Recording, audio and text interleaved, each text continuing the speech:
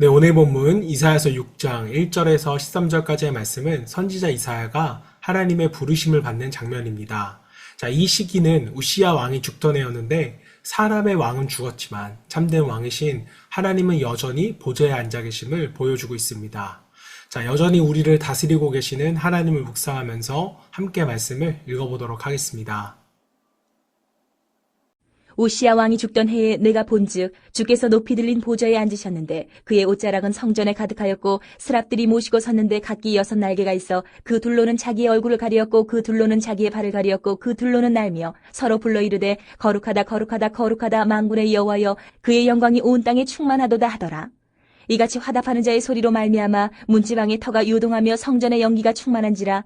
그때 내가 말하되 화로다 나여 망하게 되었도다. 나는 입술이 부정한 사람이요 나는 입술이 부정한 백성 중에 거주하면서 만군의 여호와이신 왕을 베었음이로다 하였더라. 그때 그 스랍 중에 하나가 부젓가락으로 제단에서 집은 바 핀 숯을 손에 가지고 내게로 날아와서 그것을 내 입술에 대며 이르되 보라 이것이 내 입에 닿았으니 내 악이 제하여졌고 내 죄가 사하여졌느니라 하더라. 내가 또 주의 목소리를 들으니 주께서 이르시되 내가 누구를 보내며 누가 우리를 위하여 갈고 하시니 그때에 내가 이르되 내가 여기 있나이다 나를 보내소서 하였더니 여호와께서 이르시되 가서 이 백성에게 이르기를 너희가 듣기는 들어도 깨닫지 못할 것이요 보기는 보아도 알지 못하리라 하여 이 백성의 마음을 둔하게 하며 그들의 귀가 막히고 그들의 눈이 감기게 하라. 염려하건대 그들이 눈으로 보고 귀로 듣고 마음으로 깨닫고 다시 돌아와 고침을 받을까 하노라 하시기로. 내가 이르되 주여 어느 때까지니이까 하였더니 주께서 대답하시되 성읍들은 황폐하여 주민이 없으며 가옥들에는 사람이 없고 이 토지는 황폐하게 되며 여호와께서 사람들을 멀리 옮기셔서 이 땅 가운데에 황폐한 곳이 많을 때까지니라.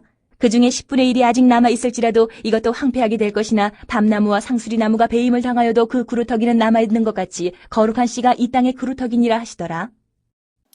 네, 오늘은 내가 여기 있나이다 나를 보내소서라는 제목으로 함께 말씀을 묵상하겠습니다. 자, 본문은 우시야 왕이 죽던 해로서 시작을 합니다. 자, 이 한 문장 속에는요, 시대의 무너짐이 담겨져 있습니다.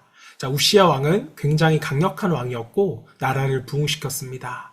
자, 그러나 교만해져서 하나님께 제사장의 일을 침범하다가 문둥병에 걸려 생을 마쳤습니다. 자, 그 왕이 죽자 백성들은 불안했습니다. 나라의 기둥이 무너졌고, 백성들은 미래를 알 수가 없었습니다. 자, 바로 그때 이사야는 하나님을 성전에서 만납니다. 사람의 왕이 죽었지만 참된 왕이신 하나님은 여전히 보좌에 앉아 계심을 보여주신 것입니다. 자, 하나님께서는 이사야에게 세상의 왕은 변해도 내가 다스리고 있다는 그 메시지를 주셨습니다. 자, 오늘 우리의 시대도 그렇습니다. 경제, 정치, 교회, 사회 모든 것이 흔들리는 것처럼 보입니다. 자, 그러나 믿음의 눈을 들어보면 여전히 하나님께서는 우리를 다스리고 계십니다. 자, 이것이 이사야 6장의 출발점입니다. 자, 이사야는 성전에서 하나님의 영광을 보았습니다. 자, 그때 스랍들이 서로 불러 말을 합니다. 거룩하다, 거룩하다, 거룩하다. 만군의 여호와여, 그의 영광이 온 땅에 충만하도다. 자, 그 소리에 문지방의 터가 흔들리고 성전에는 연기가 가득했습니다. 자, 그 장엄한 광경 앞에서 이사야는 무릎을 꿇을 수밖에 없었습니다. 5절 말씀을 보겠습니다. 그때 내가 말하되 화로다 나여 망하게 되었도다. 나는 입술이 부정한 사람이요 나는 입술이 부정한 백성 중에 거주하면서 만군의 여호와이신 왕을 베었음이로다 하였더라. 자, 하나님을 진짜로 만난 사람은요 자신의 죄를 봅니다. 다른 사람의 잘못보다 자신의 더러움이 먼저 보이는 것입니다. 자, 이사야는 나는 선지자니까 괜찮다라고 하지 않았습니다. 오히려 내 입술이 부정하다고 고백을 합니다. 자, 입술로 말씀을 전하는 선지자가 자신의 입이 더럽다고 고백한 것입니다. 자, 여러분, 이것이 바로 하나님 앞에서의 진정한 회개입니다. 자, 우리도 예배 가운데 하나님의 임재를 경험할 때 내가 옳다는 마음이 꺾이게 됩니다. 내 안에 교만, 판단, 이 불순종을 보게 되는데 이것이 바로 영적인 눈이 열리는 순간입니다. 자, 그리고 이때 스랍 천사 중 하나가 제단에서 핀 숯불을 가져와서 이사야 입술에 댑니다. 자, 그리고 말을 합니다. 7절 말씀. 이것이 내 입에 닿았으니 내 악이 제거하여졌고 내 죄가 사하여졌느니라 하였더라. 자, 하나님은 이사야를 정죄하러 오신 것이 아니라 깨끗게 하려고 오셨습니다. 죄를 깨닫게 하신 이유는요, 정죄하려는 것이 아니라 회복시키기 위함이었습니다. 자, 우리가 예배 중에 마음이 아프고 죄송한 감정이 드는 것은요, 은혜의 시작인 것입니다. 자, 그때 하나님은 우리를 책망하시는 것이 아니라 우리를 새롭게 하십니다. 자, 이사야가 죄사함을 받은 후에 하나님의 음성을 듣습니다. 내가 누구를 보내며 누가 우리를 위하여 갈고. 자, 하나님은 회개한 사람에게 사명을 맡기십니다. 자, 먼저 깨끗하게 하신 후에 일을 맡기신 것입니다. 자, 이 말씀을 들은 이사야는 주저하지 않았습니다. 8절 마지막 부분을 보시면 내가 여기 있나이다. 나를 보내소서.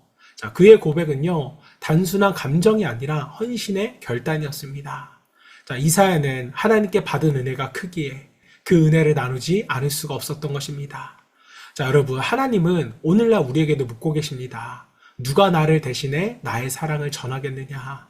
누가 깨어진 세상 속에서 복음을 들고 가겠느냐? 그때 우리도 이사야처럼 주님, 제가 여기 있습니다. 나를 사용하여 주시옵소서. 이렇게 믿음으로 대답해야 할 것입니다. 자, 그런데 하나님은 이사야에게 놀라운 말씀을 하십니다. 9절 말씀 보겠습니다. 여호와께서 이르시되 가서 이 백성에게 이르기를 너희가 듣기는 들었어도 깨닫지 못할 것이요 보기는 보아도 알지 못하리라. 자, 이것은 이사야의 사역이 쉽지 않을 것임을 보여줍니다. 사람들이 말씀을 들어도 변화되지 않을 것이고 또 즉 선지자의 길은 외롭고도 힘든 길이었다는 것입니다. 자, 하지만 하나님은요, 씨앗이 그루터기처럼 남아있을 것이다 라고 약속해 주십니다. 자, 비록 대부분은 돌아서지 않더라도 남은 자를 통해 하나님은 새 일을 시작하실 것입니다. 자, 하나님의 일은요, 언제나 소수의 남은 자로부터 시작이 됩니다. 노아 한 사람으로부터, 또 아브라함 한 사람으로부터, 마리아 한 여인을 통해서 하나님의 역사는 이어졌습니다. 자, 이사야의 순종도 그 한 줄기 희망이 될 것입니다. 자, 사랑하는 여러분, 이사야 6장은 우리에게 분명한 메시지를 줍니다. 세상이 흔들려도 하나님은 여전히 보좌에 앉아 계십니다. 하나님을 만난 사람은요, 먼저 자신을 돌아보며 회개합니다. 그리고 그 은혜를 경험한 사람들은 주님의 부르심에 내가 여기 있습니다. 나를 보내소서라고 응답을 하게 됩니다. 자, 우리도 이사야처럼 하나님이 다스리심을 믿고 그분이 맡기신 자리에서 순종하며 살아가야 합니다. 비록 작은 일이라도 하나님은 그 순종을 통해서 새로운 일을 행하십니다. 오늘 이 말씀 앞에서 주님, 제가 여기 있습니다. 저를 사용하여 주옵소서 라고 고백하는 우리가 되기를 주님의 이름으로 축원합니다. 자, 이 시간에 함께 기도하실 때 세상이 흔들리고 불안한 상황 속에서도 여전히 우리를 다스리고 계시는 그 하나님을 신뢰하며 회개와 정결함의 은혜를 통하여서 하나님께 쓰임받기를 소망하며 함께 기도하겠습니다.